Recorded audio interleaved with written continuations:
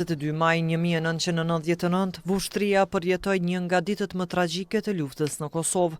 74 civil shqiptar u vranë nga forcat serbe, 10 të tjerë mbetën të plagosur dhe qindra qytetar u arrestuan, ndërsa një person vazhdon ende të jetë në listën e të zhdukurve. Trupat e viktimave më pas u zhdukën dhe u dërguan në varrezat masive në Batajnicë të Serbisë, ku u zbuluan vite më vonë. Sot, në përvjetoren e masakrës, familjarët e viktimave rikujtuan dhimbjen dhe pritjen e gjatë për t'i gjetur më të dashurit e tyre. Mes tyre ishte edhe Fatime Melenica, e cila gjatë luftës humbi 5 antar të familjes, përfshirë djalin 22 vjeçar. Na kanë qitë për shtëpia. Rruga 22 maj, se shtëpia ka hrimon pasëm si kanë olë burrat. Që aty kanë vëraqët. Kanë qumë Batanicë. 5 vjetë këna ditë gjallë, 3 mas 5 vjetë, e 2 këna gjithë mas 13 vjetë. Të ndërom, të në kanë bëbëllë. Të në trien, kom, të në. 22 vjetë i ka bo me 6 maj, me 22 maj u vëro.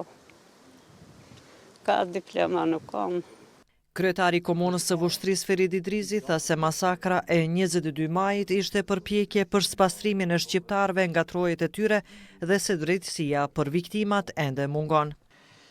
U ekzekutuan, u vranë, u masakruan vetëm se ishin shqiptarë dhe që ndronin në vendin e tyre, vetëm pse nuk u larguan për ta boshatisur këtë vend që na kanë lënë amanet të parët tonë. Edhe përfaqësuesja e familjarëve të viktimave kërkoi që përgjegjësit të vihen para drejtësisë.